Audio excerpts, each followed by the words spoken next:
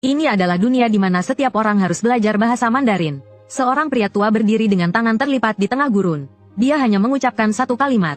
Tiba-tiba angin kencang bertiup di langit, dipenuhi awan gelap. Kemudian dia berkata lagi, hujan turun. Langit tiba-tiba menyambar petir dan hujan deras pun turun. Melihat itu, aku merasa sangat kagum. Tanpa sengaja aku mengucapkan satu kata, rumput. Gurun yang kering itu seketika berubah menjadi oasis yang penuh kehidupan. Pria tua itu melihat dan segera berteriak, bagaimana kamu melakukannya? Kemudian dia membawaku ke tempat bernama Zhang Shengsek.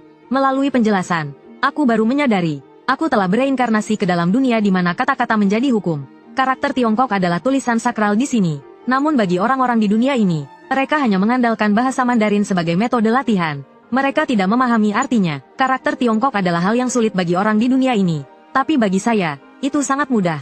Hanya karena saya awalnya seorang mahasiswa jurusan bahasa. Setelah bangun di pagi hari, saya menemukan diri saya telah terlempar ke dunia lain.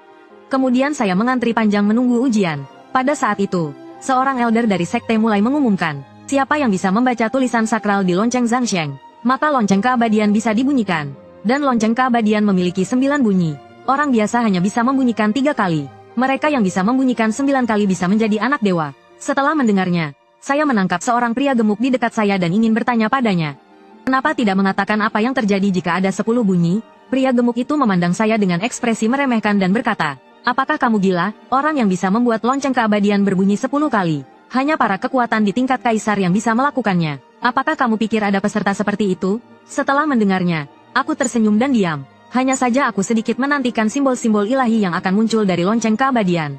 Sementara itu, pengawas ujian, Kisan, berdiri di atas panggung dan menghela nafas ringan. Sudah 50 tahun tanpa ada murid yang melebihi 6 dentangan. 3 ketua tua di sampingnya mendengar itu dan tersenyum. Ini juga bukan salah bakat peserta yang buruk. Orang yang bisa mencapai 6 dentangan memang sangat jarang. Saat itu akhirnya giliran aku untuk memukul lonceng. Aku menarik napas dalam-dalam dan menatap lonceng ilahi. Di permukaan lonceng muncul 3 simbol ilahi. Aku melihatnya dengan ekspresi tak percaya. 3 karakter besar yang muncul ternyata adalah Tao Te Ching. Aku baru saja membaca 3 karakter di permukaan lonceng. Dan mendengar lonceng berbunyi sekali. Lalu aku membaca kalimat baru yang muncul. Tao ke Tao, bukan Tao biasa. Nama ke nama, bukan nama biasa. Kisan melihatnya dengan ekspresi terkejut.